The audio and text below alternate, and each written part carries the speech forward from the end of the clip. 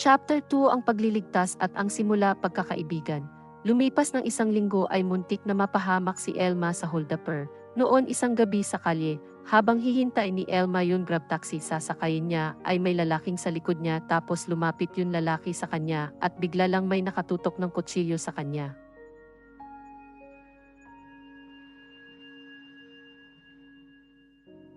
Miss, hold up to, bigay mo sa akin yun lahat pera mo kung ayaw mo masaktan.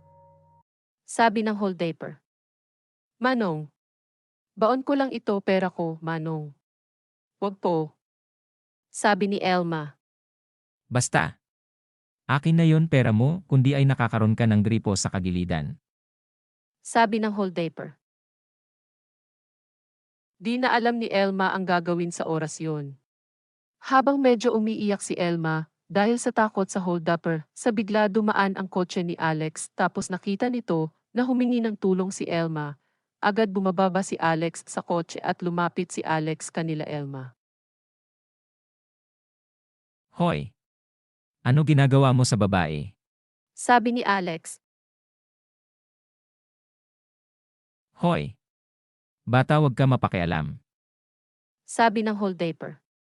Agad sinapak ni Alex yun holdupper napakalakas tapos nagtatok yun holdupper at tumakbo yun holdupper paglayo kanila Alex tapos tingingan ni Alex si Elma kung ayos lang ba nito. Elma! Ayos ka ba? Nagsaktan ka ba? Sabi ni Alex. Oh, kailang ako. Medyo nagtakot ako sa holdupper. Alex, thank you sa pagligtas mo sa akin sa holdupper. Sabi ni Elma. Wala yun. At saka, magigilty ako yun nakita kita nasa panganib ka tapos hindi kita tulungan. Elma! Gusto mo ba hatid na lang kita baka mag-hold up ka ulit? Sabi ni Alex. Wag na. At saka nakakahiya. Sabi ni Elma. I insist. Tara? Sabi ni Alex. Sige. Sabi ni Elma. Tapos ng isang oras ay narating na sila Alex at Elma sa bahay nila Elma, tapos paghinto ng kotse ay bumaba si Alex at binuksan niya yun kabila pinto ng kotse para makababa si Elma. Alex, thank you ulit sa pagligtas mo sa akin kanina. Sabi ni Elma. Wala yun. Actually doon daan ko tapos nakita kita na humingi ng tulong.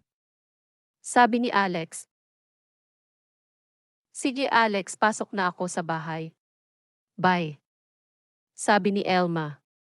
Oh, okay ba eh? See you bukas. Sabi ni Alex. Pumasok na si Elma sa gate ng bahay nila at habang si Alex ay sumakay na sa kotse niya, pagpasok ni Elma ay nakita niya agad yun magulang niya sa sala agad lumapit si Elma sa magulang niya. Anak, bakit ngayon ka lang? Ano oras na? Sabi ni Mercedes. Mama, muntik na ako mag-hold up kanina sa kalye. Sabi ni Elma. Ah, ano nangyari sa'yo? Ayos ka ba? Nagsaktan ka ba? Sabi ni Mercedes. Mama, kailang ako di naman ako nagsaktan at saka mayroon nagligtas sa akin. Sabi ni Elma. Sino? Sabi ni Mercedes. Kaibigan ko po. Sabi ni Elma. Yun ba kausap mo sa labas? Sabi ni Pablo. Opo papa, siya po nagligtas sa akin. Sabi ni Elma. Buti na lang pero anak hindi ba siya naliligaw sa'yo? Sabi ni Pablo. Hindi po papa. Sabi ni Elma. Okay.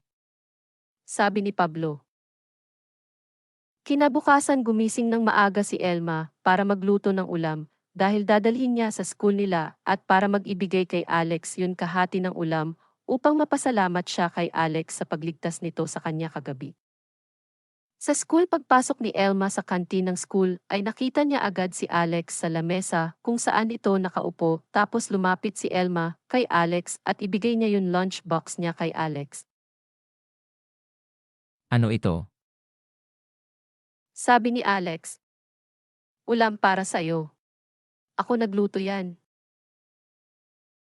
Sabi ni Elma. Wow! How sweet naman. So, para saan ito? Sabi ni Alex. Papasalamat ko sa'yo sa pagligtas mo sa akin kagabi. Sabi ni Elma. Di ba sinabi ko sa'yo wala yon? Pero thank you dito sa pagkain, may award pala ako sa pagligtas ko sa'yo kagabi. Sabi ni Alex. Wala ano man. Sige, kain na tayo, masarap yan. Sabi ni Elma. Pagsubo ni Alex sa pagkain ay nagsarapan siya sa linuto ni Elma, parang naglimutan niya ang pangalan niya sa sobra sarap yun pagkain. Ang sarap linuto mo, so, Elma, friends na tayo. Sabi ni Alex. Oo nga, friends na tayo. Sabi ni Elma. Nag-handshake sila. Pagtapos ng isang oras ay nagkita sila Elma at Aira sa loob ng classroom at ikwento ni Elma kay Aira yun pagligtas sa kanya ni Alex, tapos masama tingin ni Aira kay Elma dahil ikwento din niya na friend na sila ni Alex. Oh, bakit ang sama tingin mo, Aira? Sabi ni Elma. Paano naman kasi? Porke linigtas ka ni Alex sa holdupper, ay magkikipagkaibigan ka na sa kanya at saka baka maya-maya ay liligawan ka ni Alex yun. Sabi ni Aira. Aira, paano mo nasabi yun? Sabi ni Elma. Hello. Number 1 playboy si Alex sa school. Kaya di na ako matataka kung magiging biktima ka rin niya. Sabi ni Aira.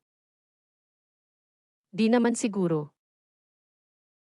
Sabi ni Elma. Fine. Sinabi mo. Sabi ni Aira. Saan papunta ang pagkakaibigan nila Alex at Elma, ito ba hanggang kaibigan lang o papunta ba sa pag-ibig? Abangan ang susunod kabanata. Huwag niyo malimutan mag-subscribe dito sa channel ito, ang Miss A Tagalog Story, para mga Tagalog stories sa susunod, at thanks for watching.